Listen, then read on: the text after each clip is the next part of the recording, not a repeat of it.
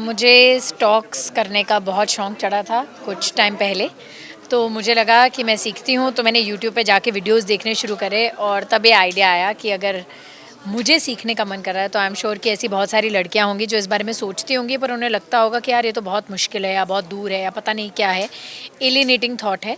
तो इसलिए मुझे लगा कि मैं अगर इसके बारे में हम एक डिटेल्ड शो बनाएंगे तो शायद लोगों को ये भी एक लाइन ऑफ वर्क समझ में आएगा।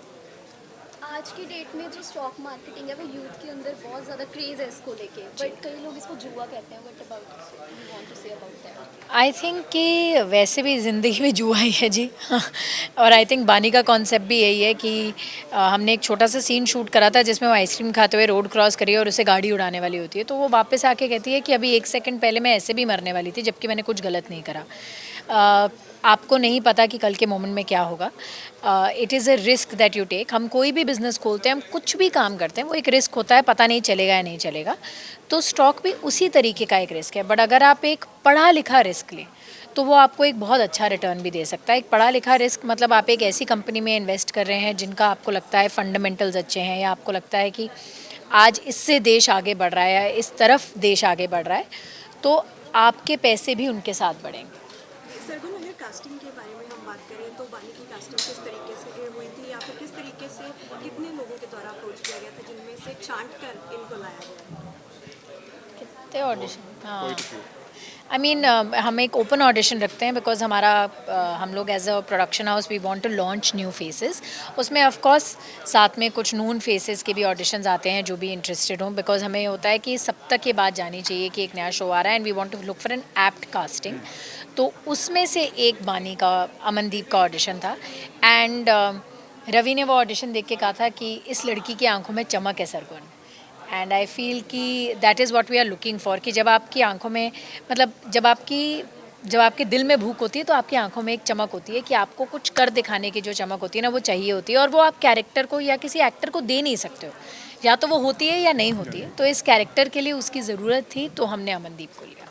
ਸਰਗੁਣ ਤਾਂ ਪੰਜਾਬੀ ਮੂਵੀਜ਼ ਕਰ ਹੀ ਰਹੇ ਆ, ਹੁਣ ਤੁਸੀਂ ਇੱਕ ਪੰਜਾਬੀ ਸ਼ੋਅ ਵੀ ਪ੍ਰੋਡਿਊਸ ਕਰ ਰਹੇ ਹੋ ਪੰਜਾਬੀ ਫੈਮਿਲੀ ਵਾਲਾ, ਤਾਂ ਰਵੀ ਕਦੋਂ ਪੰਜਾਬੀ ਸਿਨੇਮਾ ਚ ਆ ਰਹੇ ਹੋ? हैं एक तरीके से जुड़े ही हुए हैं, प्रोड्यूस तो कर ही रहे हैं Punjabi films. As an actor मैं अभी किसी से इसी ऊपर किसी और से मैं चर्चा कर रहा था कि मैं पंजाबी समझता हूँ मगर मुझे ठीक से बोलनी नहीं आती। जब तक मुझे पंजाबी ठीक से बोलनी नहीं आएगी तब तक मैं, आपका कंटेंट इतना महान है, it's such a great content, तब तक मैं उस कंटेंट को पूरी तरह जस्टिस नहीं दे पाऊँगा, और अगर कंटेंट को जस्टिस नहीं दे पाऊँगा then it won't be good. So she is teaching me Punjabi and एक बार मुझे आ गई पंजाबी तो 100% पंजाबी फिल्म करूँगा। ਸੋ ਸਰਗੁਣ ऑफ स्क्रीन जोड़ी ऑन स्क्रीन देखिए पंजाबी च भी। 100% पंजाबी इनकी हिंदी। डेट्स लेनी पता है कितनी मुश्किल है। ਸੋ ਸਰਗੁਣ ਮੈਮ ਕਦੋਂ ਸਿਖਾ ਰਹੇ ਨੇ ਤੁਹਾਨੂੰ ਪੰਜਾਬੀ? सिखा ही रही है वो, 14 साल से सिखा रही है, अभी तक सीखी नहीं आपने? थोड़ी थोड़ी आ गई है। गुड। सो इस सीरियल से क्या उम्मीद है आपको कि दर्शकों को कितना प्यार मिलेगा, क्योंकि उदारियाँ को बहुत ज़्यादा प्यार दिया गया था, बहुत सारे चेहरे जैसे कि प्रियंका, अंकित, अभिषेक, ईशा इतने ज़्यादा फेमस हो चुके हैं, बिग बॉस में भी गए हैं वो लोग। सो इसके लिए क्या करना चाहिए? कुशनी जी, हम तो यही मांगेंगे भगवान से कि सब लोग ये शो देखें और इस शो को बहुत बहुत प्यार दें। बाकी उम्मीदें एक अच्छा शो बनाने की है, वो उम्मीद पे हम अपने लिए खरे उतर रहे हैं। दुनिया जितना प्यार दे अब वो सब बोनस है। लालच। लालच भी है कह लो, वो तो मैंने कहा है कि हमारा तो ये लालच ही होगा। देखो, अगर हम कुछ बना रहे हैं तो अपने लिए नहीं बना रहे, हम तो यही चाहते हैं कि सब लोग देखें। So the ideal this thing is कि पूरा देश 7:30 कहे और कुछ नहीं होगा, सिर्फ बादल पे पाँव है देखेंगे। यही हम चाहते हैं और यही उम्मीद भी करते हैं, एंड आई होप ऐसा हो। बादल पे पाँव है ना, तो सरगुण या रवि ਲਈ ਉਹ ਮੂਵਮੈਂਟ ਕਿਹੜਾ ਹੁੰਦਾ ਬਾਦਲ पे पाँव? तो आई थिंक हमारे पाँव तो वाकई बादल पे ही, मतलब हम लिटरली बहुत सारे सपने हैं मेरे और सरगुन के, और कई पूरे हो गए हैं, कई पूरे होने बाकी हैं, तो वो हर मोमेंट बादल पे पाँव है वाला मोमेंट ही है हमारे लिए। टाइटल किस तरीके से चूज किया गया था कि इस सीरियल का नाम ये होगा, किसके द्वारा?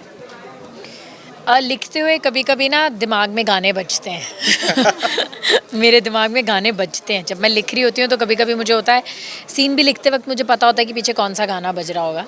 तो जब मैं ये शो लिख रही थी तो पीछे तब ये गाना बजा, तब तो जो ओरिजिनल ट्रैक जो हमने सुना था वो बज रहा था मेरे दिमाग में। तो इसलिए मैंने कहा कि और एक ऐसी लड़की जो बहुत बड़े सपने देखती हो, है ना, मुझे मेरे दिमाग में गाने बजते हैं आज मैं ऊपर आसमान नीचे, बिकॉज वो आपको लड़की को देखकर ऐसा फीलिंग आता है, तो इसलिए बादल पे पाँव है। जी, सो रवि सर और सर आप दोनों बहुत ज़्यादा मेहनती हो, जैसे कि आर्टिस्ट भी हो, अदाकार है ना आप लोग, और प्रोड्यूसर भी हो, उसी के साथ म्यूज़िक कंपनी भी लॉन्च की, और सब चीज़ों को एक साथ हैंडल करना कितना डिफिकल्ट होता है? कितना डिफिकल्ट है बड़ी? अगर आपको जो काम आप कर रहे हैं अगर आपको अच्छा लगता है तो नहीं डिफ़िकल्ट होता। काम डिफ़िकल्ट वो होता है जो आपका मनपसंद ना हो। तो ये प्रोडक्शन हाउस हो, हमारे एक्टिंग जॉब्स हों या हमारा म्यूज़िक लेबल हो, वो सब इस क्रिएटिव इंडस्ट्री से जुड़ा हुआ है। और यहाँ यही मतलब gives us life and life force when we are doing something in the creative industry. So बिल्कुल मैं नहीं कहूँगा कि मुश्किल है या थकावट भरा है, बिल्कुल नहीं है ऐसा।